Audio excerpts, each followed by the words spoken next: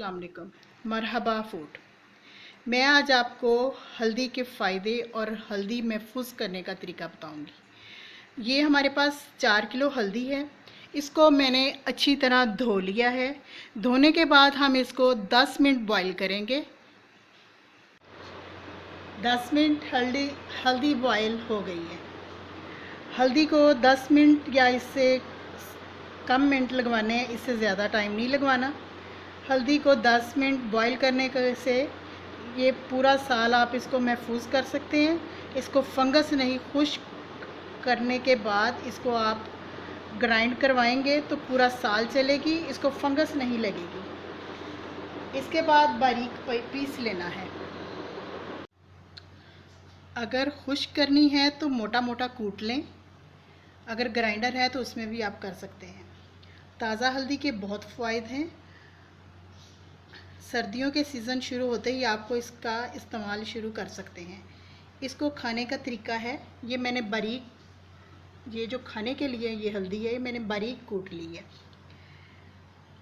इसको खाने का तरीका है, देसी घी में अच्छी तरह इसको भून लें और 1 किलो या आधा किलो इसको भूनकर देसी घी में थोड़ी सी मिकदार अपने सूजी के हलवे में मिक्स कर लें और बाकी फ्रीज़र में रख दें और रोज़ाना 1 या 2 चम्मच आप खाते रहें। इसके फ़ायदे जानकर आप हैरान होंगे कि जिस्म के उन हिस्सों जहां एंटीबायोटिक असर नहीं करती, ये उन हिस्सों की इन्फेक्शन दूर करती है। मैदा, जिगर, मसाना, इनकी इन्फेक्शन दूर करती है, रंग साफ़ करती है, खून को साफ़ करती है, वज़न कम करती है, बढ़ा हुआ पेट और आंतड़ियों की सोजिश कम करती है।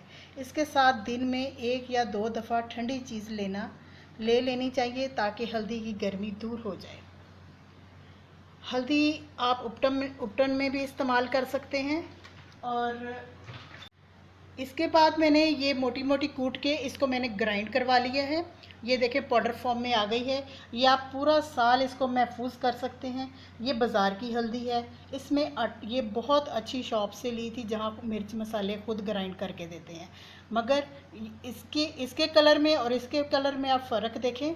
इसमें आटा मिक्स किया हुआ है और इसका कलर देखें।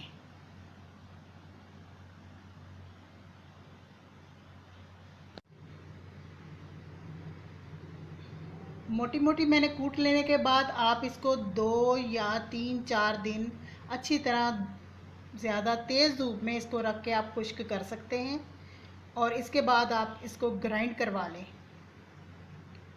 या ख़ुद कर लें।